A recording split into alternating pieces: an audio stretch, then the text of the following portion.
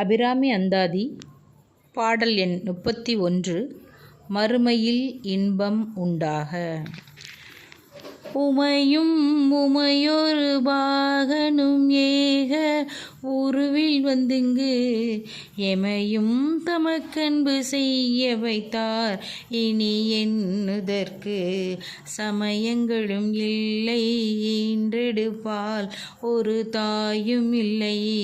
அமையும் அமையொரு தோழியர் மேல் வைத்த ஆசையுமே.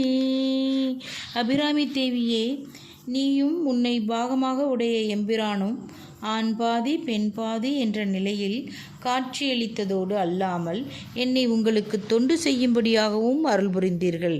ஆகவே எனக்கன்று இனி சிந்திப்பதற்கு ஒரு மதமும் இல்லை, என்னை ஈண்டெடுக்க ஒரு தாயும் இல்லை, மூங்கில் போன்ற தோலையுடைய பெண்ணின் மேல் வைத்த ஆசையும் இல்லாமல் ஒளிந்தது என்கிறார் அபிராமி பட்டர்.